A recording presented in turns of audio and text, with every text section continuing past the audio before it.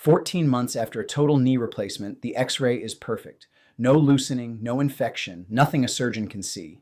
And the knee still burns, a band of fire across the front, a leg that cannot take stairs. You were told the surgery was a success and told to accept this. I am Dr. Padda, and I run the Padda Institute Center for Interventional Pain Management. Everything that follows turns on a question nobody has asked you. The system has two speeds for nerve pain, and neither fits you. Speed 1 is medication, gabapentin, then duloxetine, then a shrug. Speed 2 is a permanent implant, hardware that stays in your body, a generator in a pocket under the skin, a device that will eventually need service, replacement, or removal. Sometimes that is right, but it is a large decision to make first, before anyone has confirmed that stimulating a nerve helps you. Between them, most patients are offered nothing. Part of that gap is that the 60-day system is newer, its randomized data landing only in the last few years. Part of it is that a temporary wire is a smaller procedure than an implant, and smaller procedures get discussed less. I am not going to tell you why you were not offered it. I am telling you the category exists, and the evidence is now good enough that you should have been told. So here is what I owe you: what this wire does, which nerve it must sit on, how long relief lasts, and where the data runs out. Peripheral nerve stimulation is not a general pain treatment. It has two distinct uses, and confusing them is the commonest reason it fails. The first is pain generated or carried by a single identifiable nerve. The second is a motor application in the low back that works by a different route. If your pain is neither, a lead is a selection error, not a treatment. Dissection, retraction, and thermal injury leave a branch of the femoral or sciatic distribution firing when it should be silent. That barrage reaches the dorsal horn, which turns the gain up. Thresholds drop. Inhibitory tone falls away. Ordinary touch registers as pain. That is central sensitization. And once established, injecting a perfect knee changes nothing. Here is the proposed mechanism with its hedges. A fine lead near that nerve delivers low amplitude current, recruiting large diameter myelinated fibers, touch and position sense, rather than small pain fibers. That input is believed to engage inhibitory interneurons in the dorsal horn and recruit descending modulation. That is the gate control model. It is a model. Carryover relief after the lead comes out is hypothesized to reflect reduced central sensitization. That has not been demonstrated directly in humans. Anyone who states it as settled fact is selling you something. Selection therefore runs on a differential: intact hardware versus loosening, or low-grade periprosthetic infection, radicular versus peripheral, complex regional pain syndrome, or widespread nociplastic pain no single lead can touch. A diagnostic ultrasound-guided block of the candidate nerve settles it. If numbing that nerve does not move your pain, that nerve is probably not carrying it, and I will not put a lead on it on a hope. I say probably deliberately. A block can fail, technically, and more than one nerve can feed a region. A negative block sends me back to the differential, not to a refusal. Most people hear neuromodulation and picture a battery buried in their back. This is not that. Under ultrasound, I watch the needle travel to the target nerve. A coiled wire thinner than a pencil lead is threaded percutaneously to sit near the nerve, not against it. No incision, no implanted battery. It exits to a small external generator you wear for 60 days, then comes out in the office. It is engineered to come out whole, and in the great majority of cases it does. But a fine coiled wire that has sat in tissue for 2 months can, rarely, separate on removal and leave a fragment. Hear that before you consent. Targets follow the problem. After knee replacement, the femoral and sciatic distributions. After amputation, the nerves of the residual limb. For axial low back pain, the lumbar medial branches, the second application, aimed at driving deep spinal stabilizers that have shut down. Gorey and colleagues in neuromodulation in 2024 ran the trial that matters most methodologically: randomized, double-blind, placebo-controlled. Both groups had real leads placed under ultrasound at the femoral and sciatic nerves identically. Only one group's device delivered current. Neither the patients nor the evaluator knew which. 60% reached at least 50% relief against 24% with sham. Walking improved 47% against a 9% decline, but that is a secondary outcome on fewer patients at a p-value on the line.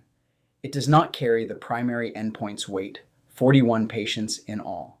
McCormick and colleagues published Reset in Pain Medicine in 2026, 230 patients, 60-day medial branch stimulation against usual interventional care. 55% versus 26% reached at least 50% relief at 3 months, sustained through 6. Larger, pragmatic, unblinded expectation effects are not excluded when the patient feels the device running. Be careful with that 55%. The trial excluded radiating leg pain, prior lumbar spine surgery, a body mass index over 40, and anyone ablated at those same medial branches within 6 months. If you are in one of those groups, 55% is not your number. Nobody has measured your number. Gilmore and colleagues in regional anesthesia and pain medicine in 2020 followed traumatic amputees. 6 of 9 stimulation patients still followed at 12 months responded against none of 14 on placebo E, but that comparison sits at its own 4-week endpoint before crossover. No 12-month control arm. All 3 trials had manufacturer involvement. In the largest trial, mild skin irritation about 32%, itching under the dressing about 20%, superficial skin infection 2.7% per lead exit site, granulomas 1.4%. Roughly 8% had pain from the device itself, 5% discomfort, some muscle spasms, and stinging.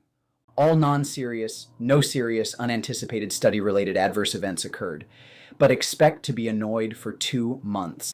What I'm about to describe is a composite, a picture assembled from many patients with this condition, not one person's chart, 2 years out from knee replacement. Burning across the front of the knee, sleep broken most nights, a quadriceps wasted by 2 years of guarding the leg. 2 surgeons had declined revision. Correctly, nothing to revise. A diagnostic block localized the generator. What was hard? Itching under the dressing and keeping an exit site dry. No baths, no swimming for 2 months. Week 3 brought doubt because relief was partial. And real anxiety on removal day about whether the pain would return. I will answer that because everyone asks. If the pain comes back, the 60 days were not wasted. You now have a blinded answer to the only question that mattered, whether stimulating that nerve helps you. That is what makes a permanent system a reasoned decision instead of a gamble. What I cannot tell you is how long relief holds. The longest published follow-up is 12 months in 9 patients. Beyond a year, nobody knows. And walking did not come back on its own. The blinded trial found the stimulated group walked 47% further, while the sham group declined 9%. The device is doing real work, but a device does not build a quadriceps. 8 weeks of loading a leg guarded for 2 years is what turned relief into stairs, and no one gets the stairs without the loading. Keeping the exit site dry and blood sugar down for those weeks is wound care, not therapy. Nobody has shown a diet changes what a lead does to a nerve, and I will not imply otherwise. At 6 months, the pain was better. It was not gone. A leg that carries you up a staircase and still complains at the top is what a good result looks like here. Some get less, usually those whose pain was never truly focal. The question to bring me is not whether you want a stimulator, it is whether your pain traces to a nerve. If it does, you deserve to know a category exists between a pill bottle and a permanent implant, that you can test neuromodulation for 60 days without electing a permanent implanted generator. Learn more at PAIM.tv on the Peripheral Nerve Stimulation page. Padda Institute Center for Interventional Pain Management. We are at 4477 Woodson Road, Suite 100 in St. Louis, Missouri, right next to St. Louis Lambert International Airport, and at 12174 Natural Bridge Road in Bridgeton. We serve the St. Louis region, Missouri, and Illinois. Call 314-481-5000 or text 314-886-5902, Monday through Friday, 8 in the morning to 5 in the afternoon. Bring me the specific question. Where exactly does it burn? What makes it worse? What has already failed? That is how we find the nerve. If something in this changed how you understand your own pain, that was the point. Bring us your imaging, your history, and your questions.